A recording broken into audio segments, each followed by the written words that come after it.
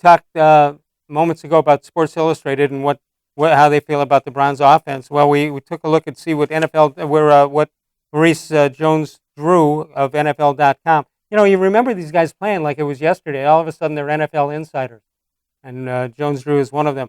But he takes a look at the Browns running back situation, and let's take a look at what he sees. Well, Christian McCaffrey at number 1, Ezekiel Elliott at number 2, the Browns' Nick Chubb at 3, Alvin Kamara at 4 from the Saints, Joe Mixon of the Bengals, Saquon Barkley of the Giants, and then Derrick Henry of the Titans. When you see names like that, I think you can understand why in the past a lot of teams did not want to go with running backs, because as good as all of those are, I don't see any of them with long staying power. And I mean 5, 6, 7 years. Yeah, I mean, it's a brutal position, and in some ways when teams are playing from behind, obviously, unless the guy's a good pass catcher out of the backfield, which I happen to think some of those, McCaffrey obviously is, and I think Chubb's going to get better at it, and Kareem Hunt's going to probably be used in that way a lot. They can maximize their value a little bit because of that, but that's why I was not for picking Saquon Barkley early in that draft, and I thought they could get a running back in the late first or early second round, which is exactly what they did, and I think that was a really smart move by that front office. 216-575-0403, so just how good is Nick Chubb? Well, NFL rank, let's take a look. Carries, 298 carries. His NFL rank for the 19 season was third. Then 1494 in yards, that's second in the league. Yards per carry, 5.0, and that's tied for sixth. Wow. Yards per game, 93.4 for Chubb, and that's second in the league. The longest run is 88 yards.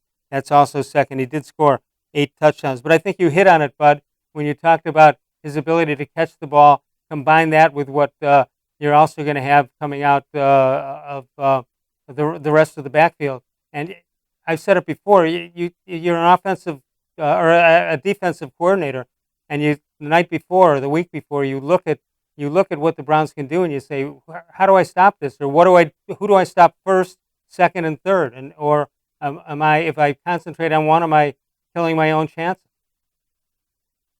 Yeah, the other stat, Les, I don't have a crack staff here in my West Park mansion. Yeah.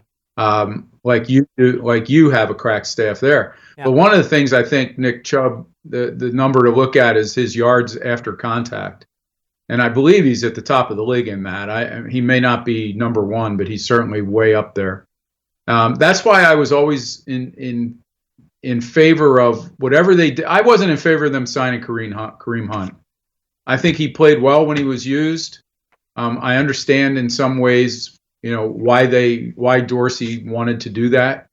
But the concern I had was that Chubb would somehow suffer because of it, or his carries would suffer because of it. And I think we saw last year that they very clearly decided that Nick Chubb is the guy that they don't want to take carries away from. And I think that's probably why we're going to see Hunt used more as a wide receiver this year. Well, I think Dorsey wanted Hunt maybe to justify what he did with him in Kansas City and what he had hoped to do here.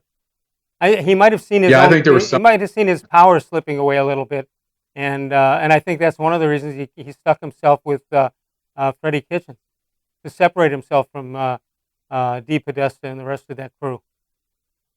Yeah, I mean, certainly we know that front office with Alonzo Highsmith and Dorsey were not